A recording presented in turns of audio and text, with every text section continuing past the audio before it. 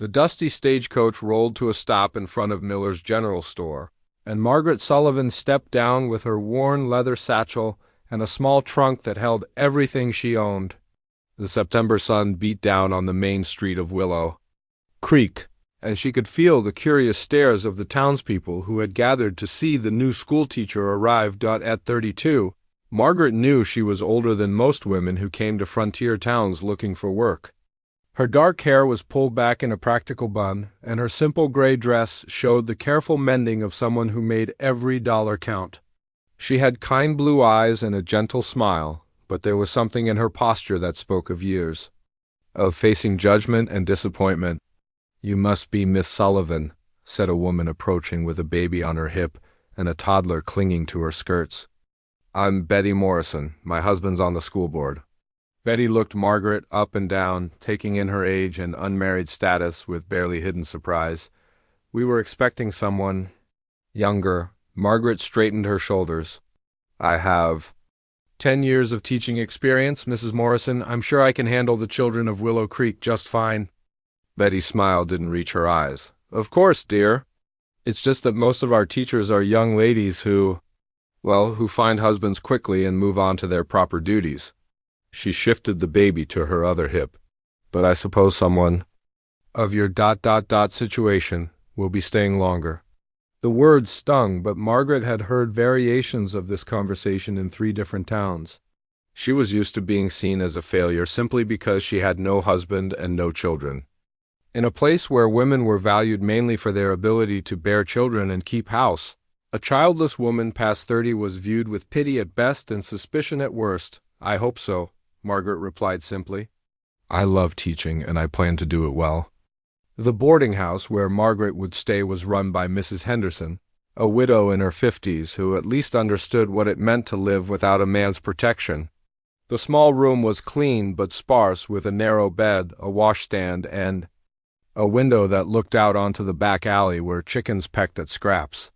"Meals are at 6, 12, and 6, Mrs. Henderson explained as she showed Margaret to her room. "Church is expected on Sundays, and no gentlemen callers after dark. Though I suppose that won't be much of a concern for you." Even Mrs. Henderson, who should have understood, couldn't help but make Margaret feel like damaged goods. Margaret unpacked her few belongings and tried to push down the familiar ache of loneliness that had followed her from town to town.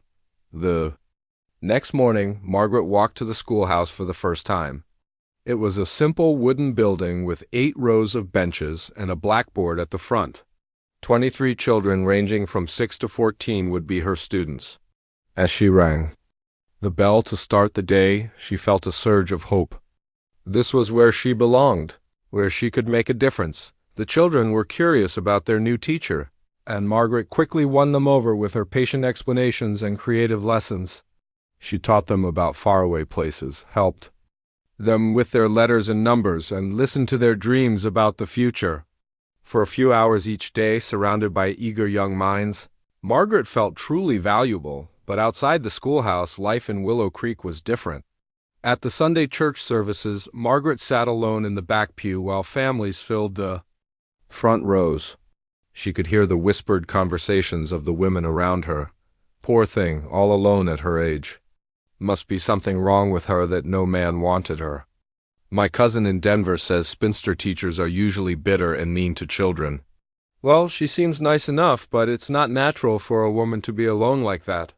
Margaret kept her eyes fixed on the preacher and tried to ignore the comments, but each word felt like a small knife. She had grown up in a loving family, had been engaged once to a kind man who died in a mining accident before they could marry. She had simply never found another man who understood her love of learning and her desire to help children grow. But explaining this to people who saw marriage and motherhood as the only worthy goals seemed pointless. The weekly quilting circle was even worse. Margaret attended once, hoping to make friends with the other women in town. She found herself sitting on the edge of the group while the mothers shared stories about their children, complained about their husbands, and discussed the challenges of running a household. "You wouldn't understand, dear," said Mrs. Patterson when Margaret tried to join a conversation about discipline. "You've never had to deal with children of your own." "But I spend all day with children," Margaret protested gently. "I see how. They learn and grow." "That's different," Betty Morrison said with a dismissive wave. "Teaching other people's children for a few hours isn't the same as raising your own.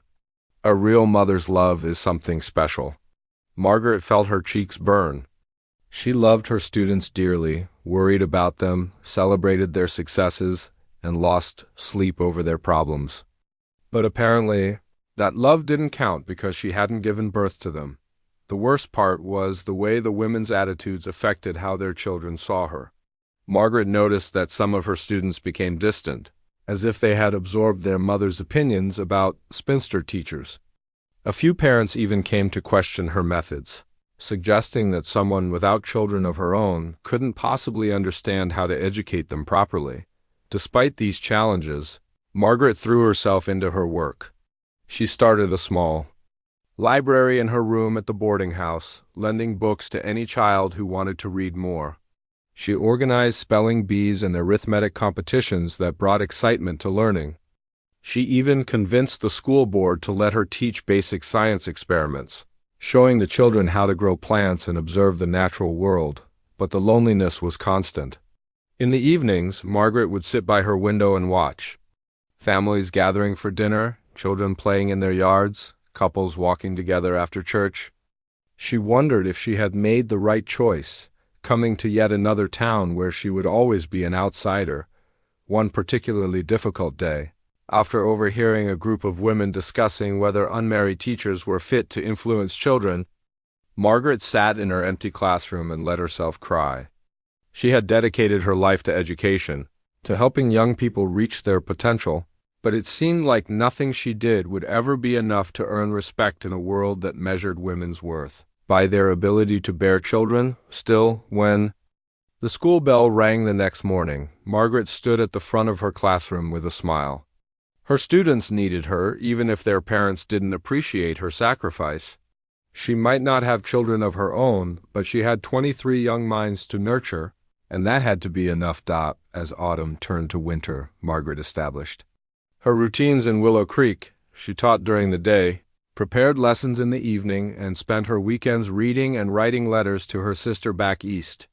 She was respected as a teacher, but she remained an outsider in the community, the subject of whispered conversations and pitying glances. Little did she know that someone in town was watching her with very different eyes, seeing not a failure or an object of pity, but a woman of strength, intelligence, and quiet grace who deserved far better than the judgment she received. Jim Fletcher had been working the Patterson Ranch for 8 years, and in all that time, he could count on one hand the number of times he'd spoken more than a few words to anyone in town. He was a man of 35 who felt more comfortable around cattle than people, more at ease under the open sky than in crowded rooms. His fellow ranch hands often joked that Jim could gentle the wildest horse, but couldn't ask for a cup of coffee without stuttering. The truth was, Jim had learned early that staying quiet kept him safe. As a boy, he'd been mocked for his slow way of speaking and his tendency to think long and hard before answering questions. Teachers had called him dim-witted, and other children had laughed at his careful, measured words. So he'd retreated into silence, finding peace in the company of animals and the rhythm of ranch work. Most folks in Willow Creek barely noticed Jim Fletcher. He was just the quiet cowboy who brought cattle to market, who tipped his hat politely, but rarely lingered for conversation.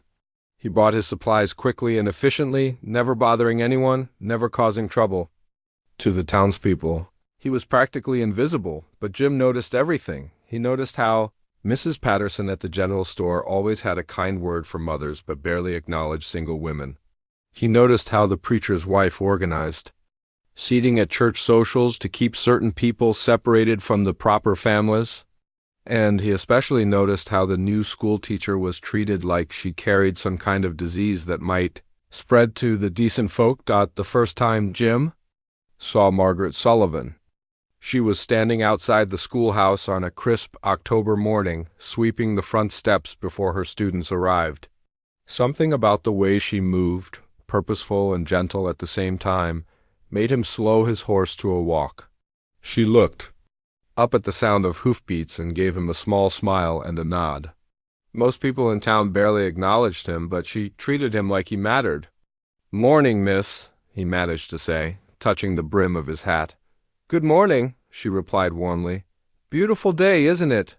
Jim nodded, wanting to say more, but not knowing how. He rode on to the ranch, but her smile stayed with him all day. There had been something different about her greeting, something that made him feel like a person instead of just a hired hand. Over the following weeks, Jim found himself timing his trips to town around the school schedule. He'd ride past just as Margaret was arriving in the morning or leaving in the afternoon, and she always acknowledged him with that same genuine smile. Sometimes she'd wave from the schoolhouse window when she saw him pass, and Jim would feel a warmth in his chest that had nothing to do with the weather. He began to notice other things about her, too. How she stayed late to help students who were struggling. How she walked with books under her arm, always reading something new. How she carried herself with dignity, even when the town women whispered behind her back. Jim had spent enough time on the outside to recognize someone else who didn't quite fit in, but unlike him, she refused to let it make her bitter. One afternoon in November, Jim was at Morrison's store buying supplies when he overheard Betty Morrison talking to two other women about the school teacher. "It's just not right," Betty was saying. "A woman her age, unmarried, teaching our children. What kind of example does that set?" "My mother always said there's something wrong with women who can't find husbands," added Mrs. Cooper.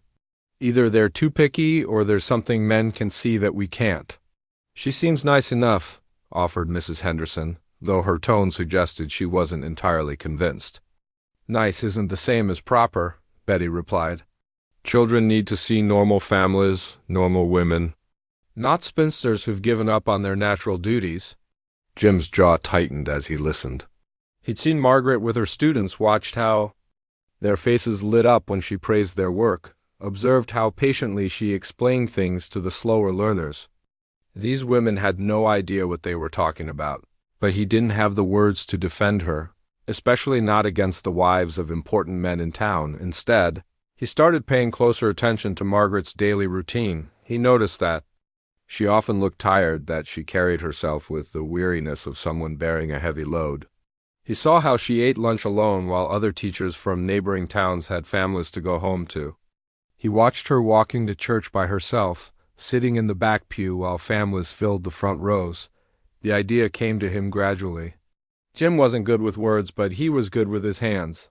He could build things, fix things, make things work. And he'd noticed that the schoolhouse roof had been leaking during the recent rains. It took him 3 weeks to work up the courage to do something about it. Every morning he'd ride past and tell himself today would be the day, then lose his nerve and continue on to the ranch. The other cowboys noticed his distraction. "You've been mighty quiet lately, Jim," said old Pete one evening as they sat around the campfire. "More than usual, I mean." "Been thinking," Jim replied, which was true enough. "About what?" "You look like a man with something weighing on his mind." Jim stared into the flames. "You ever notice how folks treat people who are different?" Pete chuckled. "Son, I've been different my whole life. Short, ugly, and smarter than most folks want to admit. Of course I notice." "What do you do about it?" "Well," Pete said thoughtfully, "I reckon you got 2 choices. You can let it make you mean and bitter, or you can find ways to show people they're wrong about you. Actions speak louder than words, especially for folks like us who ain't gifted with smooth talking." That conversation stayed with Jim through the following week. When Saturday came and the school would be empty, he loaded his wagon with tools and lumber and headed into town. His heart was beating fast, but his hands were steady as he climbed onto the schoolhouse roof and began replacing the damaged shingles. He worked quietly, methodically, the way he did everything. The physical labor calmed his nerves, and soon he was lost in the rhythm of hammer and nails. He was so focused on his work that he didn't notice Margaret approaching until she spoke. "Excuse me, sir." Jim nearly dropped his hammer. He looked down to see her standing below, shading her eyes with her hand to look up at him. "I'm sorry to bother you, but may I ask what you're doing?" Jim's throat felt dry. Roof was leaking. Thought, "I'd fix it." "That's very kind of you, but I should pay you for the materials and your time." "No need," Jim managed. Just seemed like something that needed doing. Margaret smiled, that warm smile that had been haunting his thoughts. At least, let me make you some coffee when you're finished. It's the least I can do. Jim nodded, not trusting his voice. As he returned to his work, he could hear her moving around inside the schoolhouse, presumably preparing lessons for Monday. The sound of her presence made the work feel less like a chore and more like something important. When he finished the roof and climbed down, Margaret was waiting with a steaming cup of coffee and a plate of cookies she'd apparently baked that morning. "I don't know how to thank you," she said as they sat on the school steps. "The bucket I was using to catch the drips was getting full every night." "Couldn't have that," Jim replied, surprising himself by speaking without being asked a direct question. "Children need a dry place to learn." Margaret studied his face with those kind blue eyes. "You're Jim Fletcher, aren't you? From the Patterson Ranch?" The fact that she knew his name made his heart skip. "Yes, ma'am." "I'm Margaret Sullivan. I've seen you ride past in the mornings." They sat in comfortable silence for a moment, drinking coffee and watching the sun set over the town. For the first time in years, Jim felt like he was exactly where he belonged. After that afternoon on the school steps, Jim found reasons to visit town more often than he had in 8 years. He told himself he was just being neighborly, but deep down he knew the truth. Margaret Sullivan had awakened something in him that he thought had died long ago, the hope that someone might actually want his company. At first, his visits were practical. He brought her fresh venison from his hunting trips, claiming he had more meat than the ranch hands could eat. He fixed a loose board on her classroom floor and oiled the squeaky hinges on the schoolhouse door. Each time, Margaret would invite him to sit for a while, and they would talk about books, the weather, or her students' progress. Jim discovered. But Margaret was nothing like the bitter spinster the town women whispered about. She was intelligent in a way that made him feel smarter just by listening to her. She asked his opinion about things and actually seemed to care about his answers. When he mentioned that he liked to read during the long winter evenings, she began lending him books from her small collection, never making him feel foolish for his careful way of reading.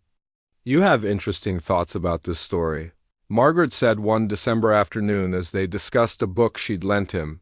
"I never considered that perspective before." Jim felt his cheeks warm. "I probably got it wrong. I'm not much of a reader." "Don't say that," Margaret replied firmly. "You understand things that many people miss. You see the heart of the story, not just the words on the page." Nobody had ever told Jim he was smart before. Teachers had labeled him slow. Employers had valued only his strong back and steady hands. But Margaret saw something different. She made him feel like his thoughts mattered, like he was worth listening to. As winter settled over Willow Creek, Jim began walking Margaret home from school when his ranch duties allowed. The town was small enough that word spread quickly about the quiet cowboy and the schoolteacher spending time together. At first, the gossip was merely curious, but as their friendship became more obvious, the whispers turned harsh. "That poor man doesn't know what he's getting into," Betty Morrison said loudly enough for Margaret to hear as she passed the general store. "A woman that age who's never been married. There's always a reason.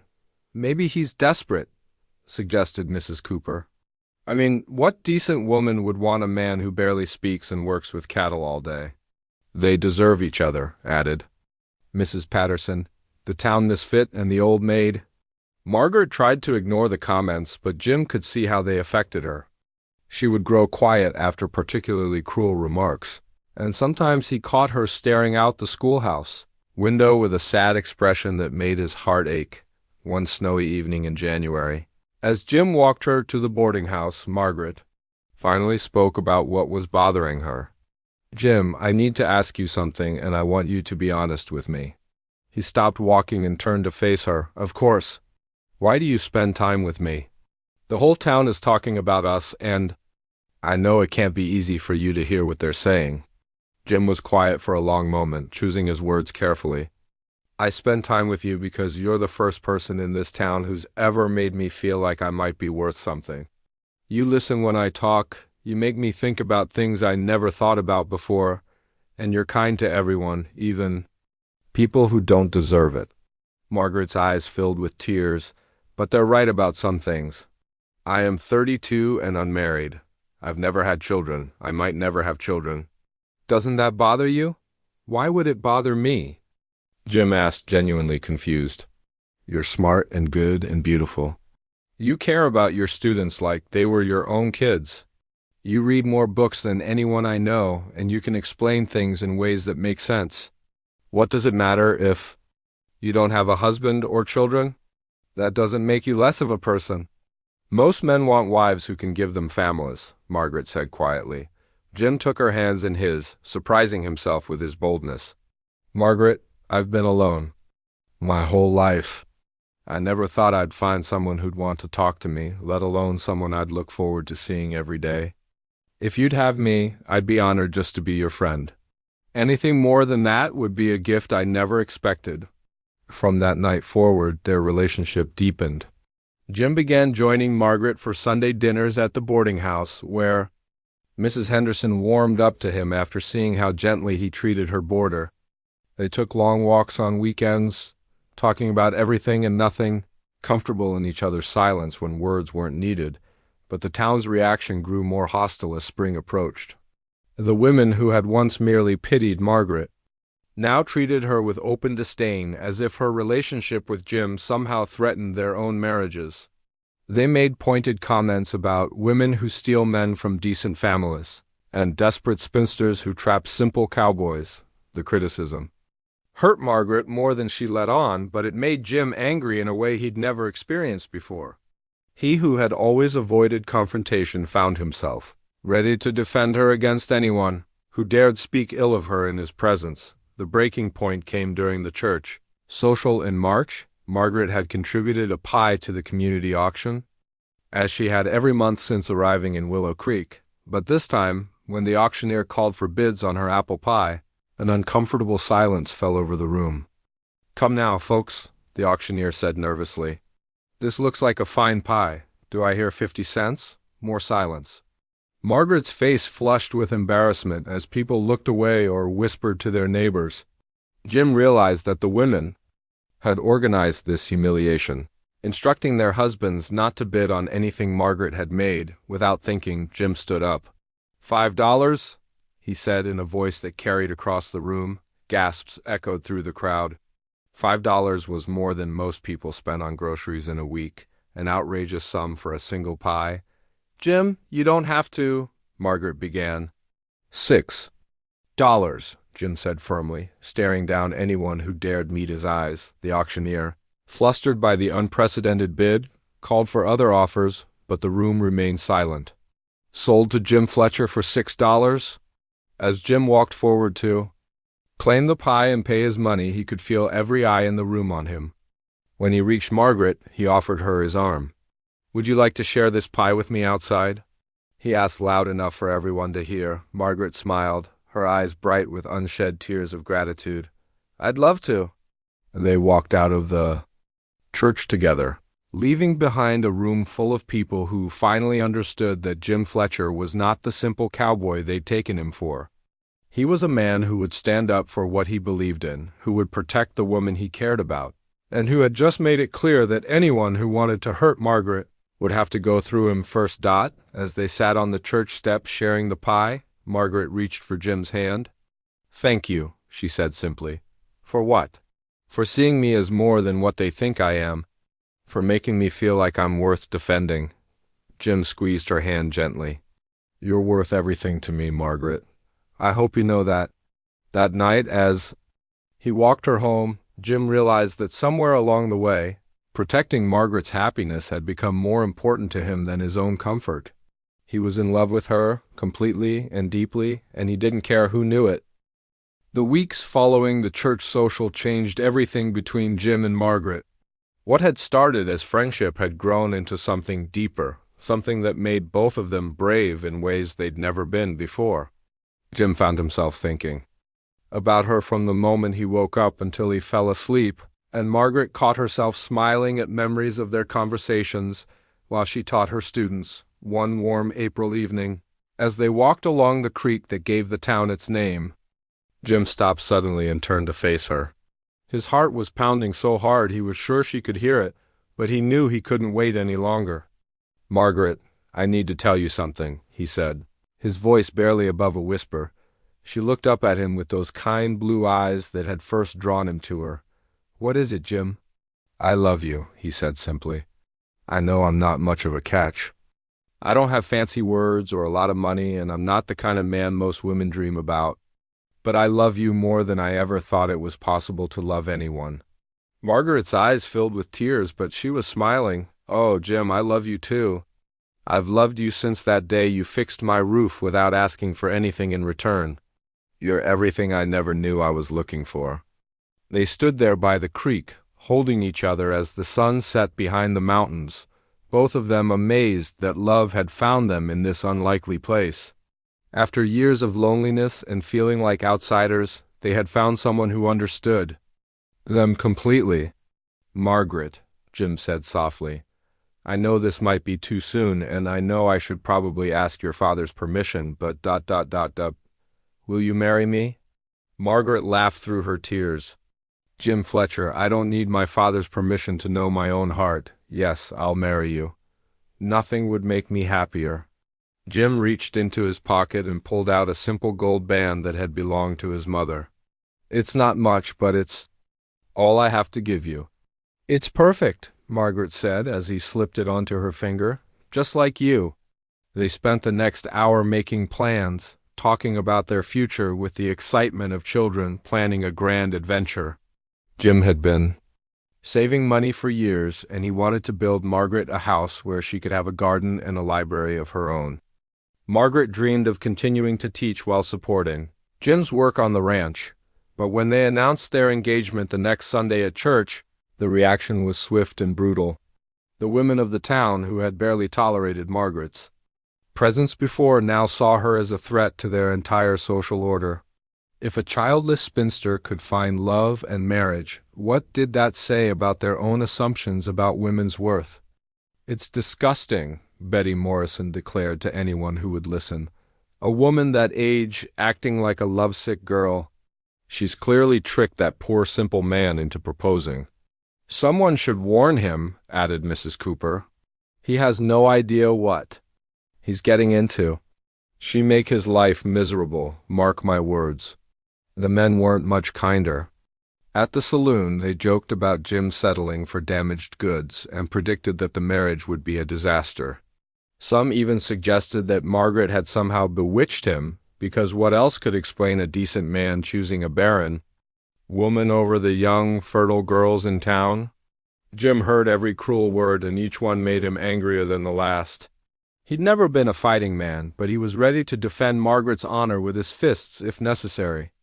When old Charlie Peterson made a particularly nasty comment about old maids who fooled desperate men, Jim stood up so fast his chair fell over. "You want to repeat that, Charlie?" Jim said in a voice that made the whole saloon go quiet. Charlie, suddenly realizing he'd pushed too far, shook his head.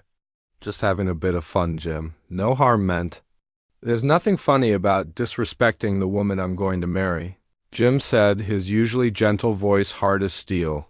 "Anyone who has a problem with Margaret can take it up with me directly." The room stayed silent as Jim put money on the bar and walked out. Word of the confrontation spread quickly through town, and people began to realize that the quiet cowboy they'd barely noticed was not someone to be trifled with. Meanwhile, Margaret faced her own battles. The school board called a special meeting to discuss whether a married woman should be allowed to continue teaching. Some parents worried that Margaret's unnatural situation would be a bad influence on their children. "She's been an excellent teacher," argued Mr. Henderson, one of the few board members who supported her. "The children have learned more this year than they have in the past 3 years combined." "That's not the point," countered Betty Morrison's husband. "It's about what's proper. Married women should be focused on their own families, not teaching other people's children."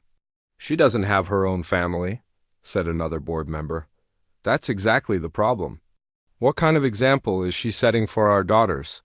Margaret sat through the meeting with her head held high, refusing to let them see how much their words hurt. When they finally allowed her to speak, she stood up and addressed them with quiet dignity. I understand your concerns, she said. But I want you to know that I've never loved anything more than teaching your children. I've watched them grow and learn, and I've celebrated every one of their successes as if they were my own. If you decide I can no longer teach here, I'll respect that decision. But I won't apologize for finding love or for the life I've chosen to live. The board voted to let her continue teaching, but only by a narrow margin. Margaret knew that her position was precarious, that one more complaint could end her career in Willow Creek.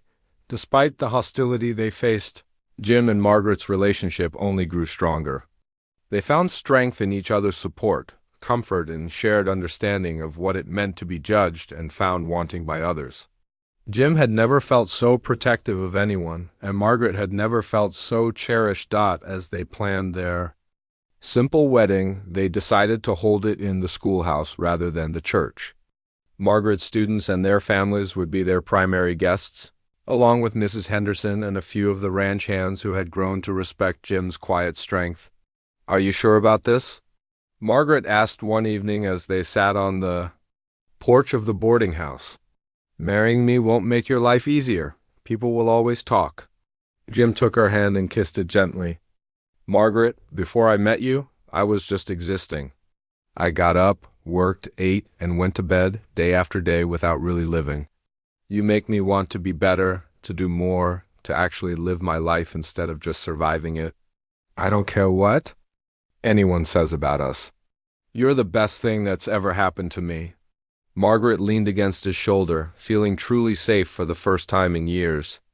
"I used to think I'd never find someone who would love me for who I am instead of what I'm supposed to be. You see me, really see me, and you love me anyway." "I love you because of who you are," Jim corrected gently, "not in spite of it."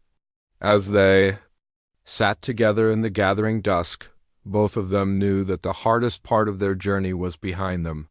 They had found each other, chosen each other, and decided to build a life together regardless of what anyone else thought.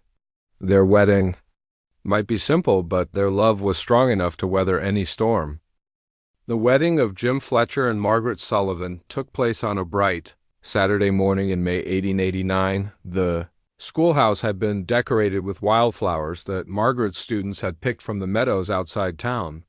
Simple wooden benches were arranged in neat rows, and sunlight streamed through the windows, casting everything in a warm, golden glow. The guest list was small but meaningful. Mrs. Henderson sat in the front row, dabbing at her eyes with a handkerchief.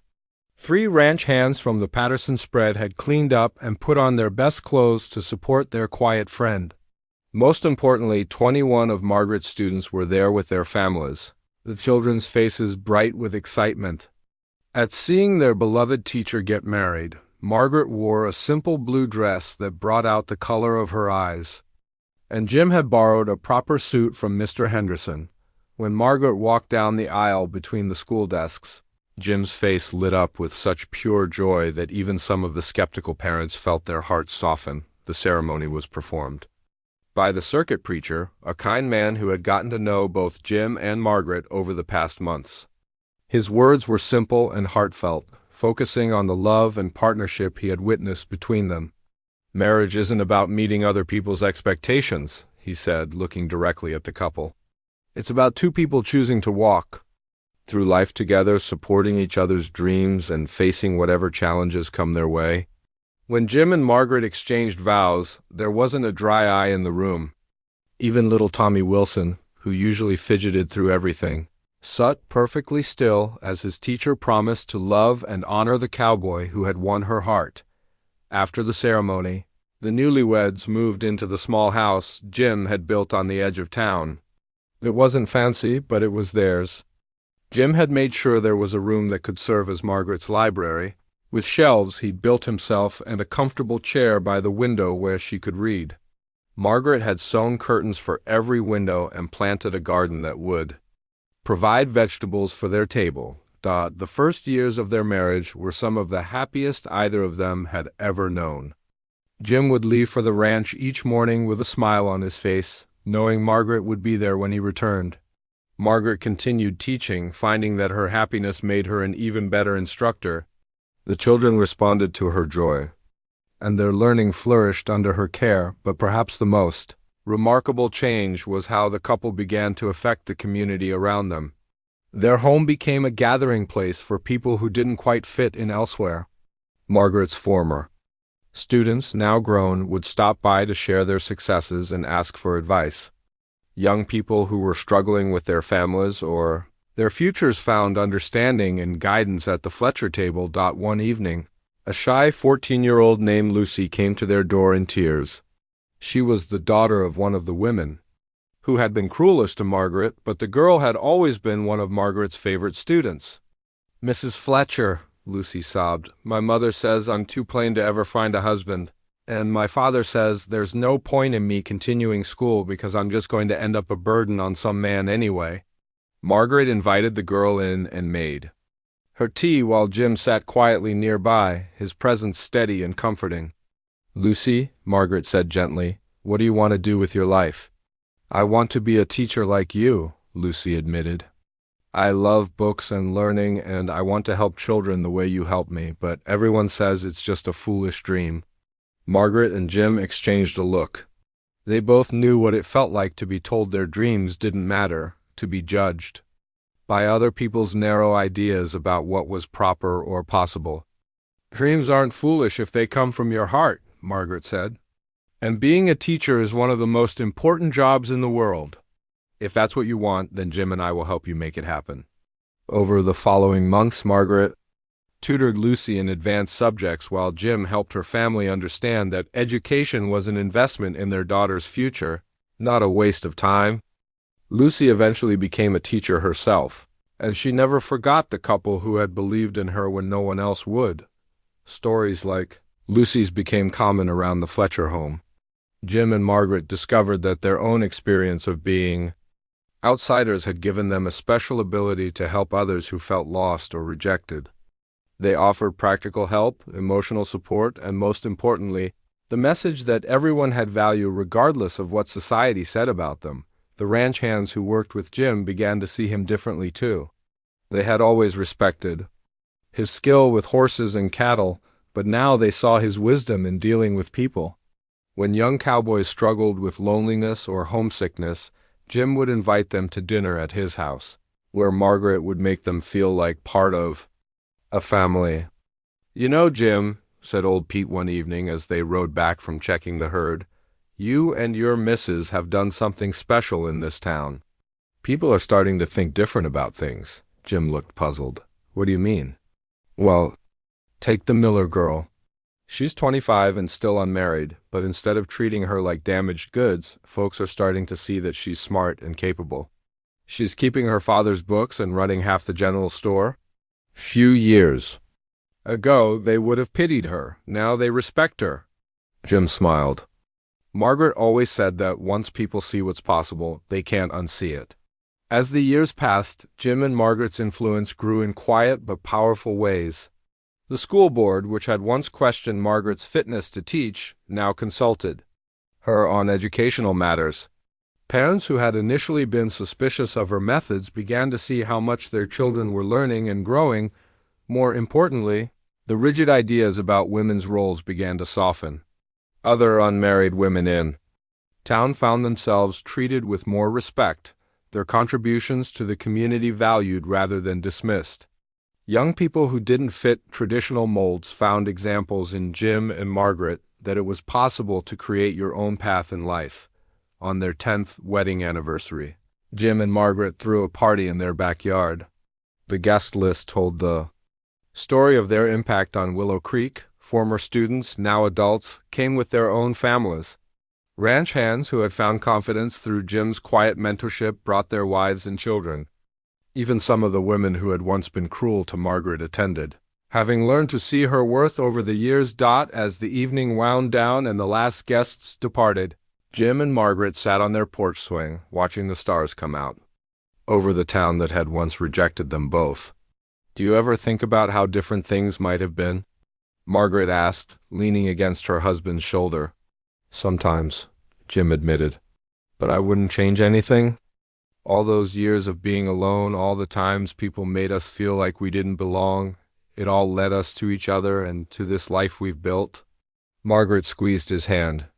We never had children of our own, but look at all the lives we've touched. Lucy is teaching school in Denver now. Tommy Wilson is studying to be a veterinarian. Half the young people in this town have sat at our kitchen table asking for advice. Jim nodded, thinking of all the shy teenagers, struggling families, and lonely souls who had found refuge in their home. We made our own kind of family, didn't we? The best kind, Margaret agreed. One built on love and choice rather than just blood. As they sat together in the peaceful darkness, both of them knew that their story had become something larger than just their own happiness. They had proven that worth wasn't measured by conventional standards, that love could flourish in unexpected places, and that two people who refused to accept society's limitations could change the world around them, one heart at a time.